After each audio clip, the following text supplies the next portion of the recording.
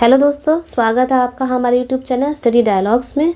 इस वीडियो में हम लोग 8 एमसीक्यू को डिस्कस करेंगे और इतना डिटेल में डिस्कस करेंगे कि आपके 50 एमसीक्यू कवर हो जाएंगे।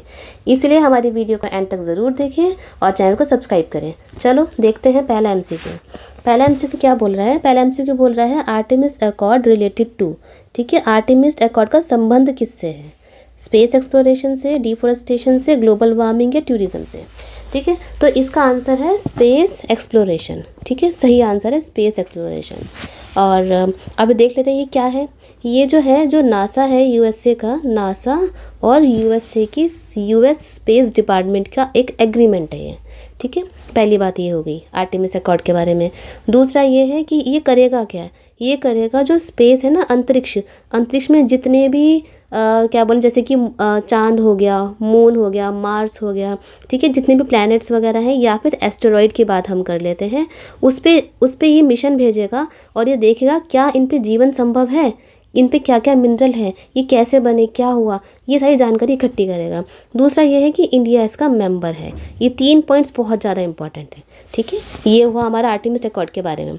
अब डिफॉरेस्टेशन के लिए भी एक कन्वेंशन है जिसका नाम है REDD+। इसकी फुल फॉर्म क्या है? यह है reducing emission for deforestation and forest degradation in developing country. मतलब कि जो विकसित हो रही हैं, जैसे कि इंडिया हो गया, डेवलप के लिए जो विकासशील, समझ गए ना आप? डेवलपिंग का मतलब ये हो गया। ठीक है, अब ये है ग्लोबल वार्मिंग। अब इसके लिए भी एक कन्वेंशन है। ठीक है, उसका नाम है पेरिस एग्रीमेंट। आप सबको बहुत पता होगा पेरिस एग्रीमेंट के बारे में, जिसको कि हम क्या बोलते हैं? COP21 बोलते हैं। ठीक है, ये हमने बता दिया। इसलिए आर्टेमिस अकॉर्ड का कोई क्वेश्चन आता है तो आंसर हमारा होगा स्पेस एक्सप्लोरेशन के लिए, अंतरिक्ष अन्वेषण के लिए। चलिए नेक्स्ट क्वेश्चन देखते हैं। नेक्स्ट क्वेश्चन है आर्टिकल 312 ऑफ इंडियन कॉन्स्टिट्यूशन का संबंध किससे है? आर्टिकल 312 का ये अभी भी न्यूज़ में था बहुत ज़्यादा, इसलिए पेपर में आने की इसकी संभावना है। पहला है इम्पीचमेंट ऑफ जजेस ऑफ सुप्रीम कोर्ट। क्या सर्वोच्च न्यायालय के जजों का महाभियोग? Creation of all India service, अखिल भारतीय सेवा का निर्माण, अपॉइंटमेंट ऑफ गवर्नर, राज्यपाल की नियुक्ति, या इनमें से कोई भी नहीं। तो इसका सही आंसर है B, creation of all India service, मतलब अखिल भारतीय सेवा का निर्माण। चलिए, अब ये इम्पीचमेंट ऑफ जजेस ऑफ सुप्रीम कोर्ट का महाभियोग का नहीं है, क्योंकि जो सुप्रीम या फिर सर्वोच्च न्यायालय के जो भी जज होते हैं उनको जब हटाया जाता है वो एक एक्ट के द्वारा हटाया जाता है, ना कि कोई अनुच्छेद के द्वारा। तो उनका एक्ट है जजेस इंक्वायरी एक्ट 1968। ये बहुत इंपॉर्टेंट है, इसके द्वारा हटाया जाता है। पर इसी में ये बता रखा है कि किस तरीके से, किस प्रोसीजर के द्वारा हम लोग सुप्रीम कोर्ट के जजेस को हटाएंगे। चलिए, अब अपॉइंटमेंट ऑफ गवर्नर, ये अनुच्छेद मतलब कि आर्टिकल के अंदर होता है 155 के अंदर। और कौन अपॉइंट करता है इसको? हमारे राष्ट्रपति, प्रेसिडेंट साहब इसको अपॉइंट करते हैं, गवर्नर को। चलिए अब देखते हैं नेक्स्ट क्वेश्चन। अब है recently which dance got the UNESCO intangible culture heritage tag of India. मतलब कि अभी फ़िलहाल यूनेस्को ने कौन से नृत्य को अमूर्त सांस्कृतिक विकास की सूची में शामिल करा है? इंटेंजिबल का मतलब होता है जिसको हम छू नहीं सकते। ठीक है, डांस को हम छू सकते हैं, नहीं छू सकते, यही है। तो ऑप्शन है गरबा, छाऊ, कालबेला, इनमें से कोई नहीं। तो इसका सही आंसर है गरबा। अब गरबा कहाँ का होता है? गुजरात का है। छाऊ जो है ये भी एक डांस है जो कि झारखंड, उड़ीसा और वेस्ट बंगाल का है। और जो कालबेला है वो है राजस्थान का डांस। ठीक है, अब ये जो दोनों हैं, छाऊ और कालबेला, ये पहले से ही इस सूची में शामिल है यूनेस्को की इंटेंजिबल साइट में। ठीक है, अब पहले थे 14, ऐसे 14 इंटेंजिबल कल्चर हेरिटेज हैं जो कि इंडिया के हैं और यूनेस्को की इस लिस्ट में शामिल है। अब आ गया है 1, तो टोटल हो गए हमारे पास 15। अब क्वेश्चन अगर आता है कि इंडिया में कितने अमूर्त सांस्कृतिक विरासत सूची में शामिल किए हुए इंडिया के, भारत के, तो वो 15 हैं ऐसी intangible culture heritage tags India के। चलिए नेक्स्ट देखते हैं। नेक्स्ट है 5 eye alliance is among the which of the following country. ठीक है, 5 आई अलायंस जो है कौन कौन से देशों के बीच में है? पहला ऑप्शन है US, UK, Australia, Canada, New Zealand, US, UAE, China, south Africa, Russia, Canada, USA, Mexico, Britain, India, या इनमें से कोई नहीं। तो इसका सही आंसर है ए मतलब कि यूएस, यूके, ऑस्ट्रेलिया। ठीक है, ये है। अब ये क्या है, ये जो 5 अलायंस है ये तब की बात है जब वर्ल्ड वार सेकंड हुआ था।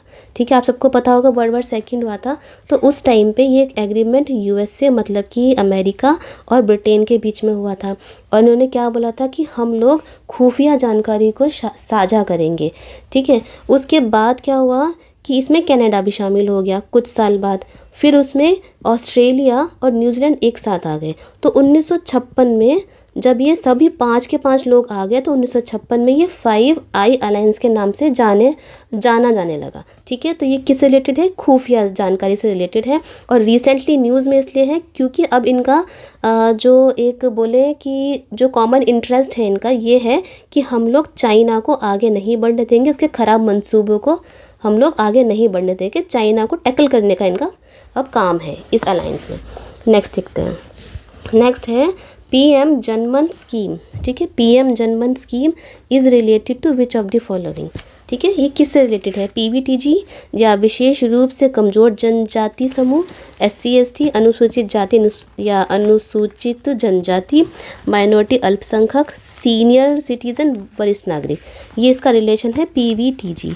ये बहुत ज़्यादा न्यूज़ में है, मोदी जी ने इसको लॉन्च करा था। ठीक है, अब हम देख लेते हैं कि पीवीटीजी क्या होते हैं। उसको देखने से पहले हम लोग ये बताते हैं कि मान लो ये है 100% हमारी जनसंख्या इंडिया की। अब इसमें से आप सभी को पता होगा 8.6% जो है वो एसटी है मतलब कि अनुसूचित जनजाति है, या बोल लो तो 705 अनुसूचित जनजातियां हैं। इसमें से इसी छोटा सा इनमें से केवल है 75 ऐसी जातियां हैं जनजाति जिसको कि हम पीवीटीजी या फिर विशेष रूप से कमज़ोर जनजाति का समूह बोलते हैं। अब ये जो पीवीटीजीज हैं ये भी इसी एसटी में से आती हैं। ये इन एसटी से भी बहुत ज़्यादा पिछड़ा हुआ है। तो इसी को लेकर हमारे यहाँ पर भारत में स्कीम बनाई गई है कि पीएम जनमन स्कीम। यहाँ पर क्या होगा कि इन पीवीटीजीज के लिए रोड बनवाए जाएंगे। ठीक है, इनको कम्युनिकेशन दिया जाएगा, सैनिटेशन दिया जाएगा उस स्कीम में। ठीक है, मतलब ये है कि उनको पावर जैसे इलेक्ट्रिसिटी दे दी, मोबाइल कनेक्शंस दे दिए, टावर्स लगवा दिए, मतलब जितना जो भी है बेसिक फैसिलिटी दी जाएगी जिससे कि वो अपना जीवन यापन अच्छे से कर सके और देश में आगे बढ़े और सामने आए। ठीक है, ये हो गया हमारा ये 5वां क्वेश्चन। चलिए, अगर आप ये तो हुए हमारे 8 क्वेश्चन। हमारे ऐसा ही सेम क्वेश्चन पॉलिटी की भी सीरीज़ चल रही है हमारे चैनल पर। ठीक है, ये तो हमारे एमसीक्यू हैं 8 एमसीक्यू। यहाँ पे हम 10 एमसीक्यूज़ करवाते हैं पॉलिटी के, जो कि बहुत ज़्यादा इंपॉर्टेंट है। दूसरा, अगर आपको ट्रिक्स से पढ़ना है तो हमारे चैनल में आप ट्रिक्स से भी पढ़ सकते हैं, जो कि इंपॉर्टेंट भी रहता है और ईजी भी रहता है। चलिए, और अगर आप मंथली मैगजीन से पढ़ना है कि हर महीने के मैगजीन देख लें इंपॉर्टेंट करंट अफेयर्स में क्या है, आपको वो भी हमारे चैनल पर मिल जाएंगे। और हमने 2023 के जितने भी ईयरली पूरे साल के जितने भी करंट अफेयर थे उनको हमने 2 पार्ट्स में कवर कर रखा है। ठीक है, वो आप जाके देख सकते हैं। और हिंदी मीडियम के बच्चों के लिए तो अलग से हमने वीडियो बना रखी है ईयरली मैगजीन की। चलिए, और अगर आपको आंसर राइटिंग कैसे करनी है, उसके क्या क्या टॉपिक है इंपॉर्टेंट, वो भी आपको हमारे चैनल पर आराम से मिल जाएंगे सारे। हमारे चैनल पर जाइए और इन सभी का फ़ायदा उठाइए। चलिए, नेक्स्ट क्वेश्चन देखते हैं। नेक्स्ट क्वेश्चन है स्कारबोरो शोल। ठीक है, स्कारबोरो शोल बहुत ज़्यादा इंपॉर्टेंट है क्योंकि ये अभी रिसेंट न्यूज़ में भी रहा है। तो ये कहाँ पर है, साउथ चाइना सी में एक डिस्प्यूटेड रीजन है, मतलब एक विवादित क्षेत्र है साउथ चाइना सी का, दक्षिण चीन सागर का। तो ये किस किस के बीच में, ये एक विवादित क्षेत्र कौन सी कंट्रीज़ के बीच में है, China Vietnam, China Philippines, Malaysia Philippines, Indonesia या चाइना। इसका सही आंसर है चाइना और फिलीपींस। अभी न्यूज़ में कैसे आया, चलो पहले इसको देख लेते हैं कि ये है कहाँ पर। ठीक है, तो ये मान लो इंडिया है, तो इंडिया से यहाँ से होकर यूँ जाएंगे तो यहाँ पर ये है चाइना। ठीक है, ये है फिलीपींस, इन्हीं के बीच में यहाँ पे पड़ता है ये। ठीक है, ये स्कारबोरो शोल यहाँ पर पड़ता है। अभी न्यूज़ में कैसे आया, अभी न्यूज़ में क्या हुआ था कि हाल ही में जो फिलीपींस के जो कोस्ट गार्ड्स हैं, ठीक है, चलो उससे पहले हम ये जान लेते हैं, ये जो आइलैंड है ये फिलीपींस के EEZ में आता है, मतलब एक्सक्लूसिव इकोनॉमिक जोन तो फिलीपींस का आता है, लेकिन इसको कंट्रोल करता है चाइना। चाइना बोलता है कि ये मेरा है क्योंकि मेरे नाविकों ने हज़ारों साल पहले इसकी खोज करी थी। बस इसी को लेकर इन पर डिस्प्यूट रहता है। अब ये न्यूज़ में क्यों था, क्योंकि जो फिलीपींस के जो कोस्ट गार्ड है, उनकी नेवी समझ लो, उन लोगों ने चाइना के चाइना ने यहाँ पे जहाज़ लगा रखे थे कि ये मेरा एरिया, यहाँ पे कोई नहीं आ सकता। तो फिलीपींस के कोस्ट गार्ड या फिर नेवी के लोगों ने उन जहाज़ों को हटा दिया कि नहीं, यहाँ से हटाओ, ये मेरा एरिया है, ये फिलीपींस का एरिया। बस इसी को लेकर ये न्यूज़ में था। इसलिए इम्पॉर्टेंट हमारे लिए क्या हो जाता है, ये क्या है कि ये एरिया क्या है, स्कारबोरो शोल, ये हमारे लिए इंपॉर्टेंट हो जाता है, जो कि एग्जाम में पूछा जा सकता है। चलिए नेक्स्ट देखते हैं। नेक्स्ट है which of the following ministries are related to PM Vishwakarma scheme, कि इनमें से कौन सी जो मिनिस्ट्री है, ठीक है, या फिर हम बोले मंत्रालय, कौन कौन से मंत्रालय पीएम विश्वकर्मा स्कीम से रिलेटेड है, इंपॉर्टेंट है और अभी लॉन्च हुई है। तो ऑप्शन है ministry of MSME, ministry of skill development, ministry of finance, या फिर इनमें से सारे। तो इसका सही आंसर है डी, कि ministry of MSME, skill development, सारी की सारी तीनों मिनिस्ट्री इस स्कीम में से रिलेशन रखती हैं। अब ये स्कीम क्या है, सबसे पहले तो जान लो कि जो स्कीम है 2023 में ही लॉन्च करी गई है, ठीक है। अब ये स्कीम में ऐसा क्या है, ये स्कीम में क्या होगा कि जो हमारे क्राफ्ट्समैन, ठीक है, या फिर जो हमारे आर्ट्स हैं, ठीक है, जो शिल्पकार हो गए, ये सभी लोगों को आगे बढ़ाने की स्कीम है, ठीक है। अगर आपसे पूछा जाए कि ये रिलेशन किससे रखती है, तो क्राफ्ट्समैन और आर्टिसंस या फिर उनसे रिलेशन रखती है। यहाँ पर क्या होगा, उनको बढ़ाने के लिए कोलेटरल फ्री का मतलब ये हो गया कि उनको लोन दिया जाएगा, कुछ भी गिरवी ना रखकर, उनको कुछ भी गिरवी रखने की ज़रूरत नहीं है, बल्कि लोन दे दिया जाएगा, वो भी कम दरों पर, कम इंटरेस्ट रेट पर इनको लोन दिया जाएगा, जिससे कि वो लोन लेके अपना काम आगे बढ़ाएं और देश में आगे बढ़े। तो ये इंपॉर्टेंट क्या हुआ, बहुत ज़्यादा इंपॉर्टेंट है विश्वकर्मा स्कीम, जो कि मोदी जी ने लॉन्च करी थी। चलिए नेक्स्ट क्वेश्चन देखते हैं। नेक्स्ट और लास्ट क्वेश्चन है हमारा कि Bandipur tiger reserve is located, ठीक है, बांदीपुर टाइगर रिजर्व कहाँ पर लोकेटेड है, कौन से राज्य में है, कर्नाटका, उड़ीसा, महाराष्ट्र, तमिलनाडु। तो वो है कर्नाटका में। इंपॉर्टेंट क्वेश्चन है, न्यूज़ में था अभी भी। तो सबसे पहली बात तो हमने ये जान ली कि बांदीपुर टाइगर रिजर्व उड़ीसा में है।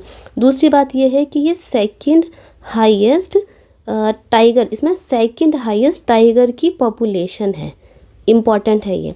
और अगर फर्स्ट की बात करें कि सबसे ज़्यादा पॉपुलेशन कहाँ पर है टाइगर की, कहाँ पर, कौन से नेशनल पार्क या फिर रिजर्व में, वो है कॉर्बेट नेशनल पार्क में। ये तो हो गया नेशनल पार्क की बात। लेकिन अगर आपके पास ये बोलते हैं कि सबसे ज़्यादा बाघों की जनसंख्या कौन से राज्य में है, तो वो आएगा एमपी। तो इसमें आप कंफ्यूज मत होना। और जो बांदीपुर टाइगर रिजर्व है वो नीलगिरी बायोस्फीयर रिजर्व का भी ये पार्ट है।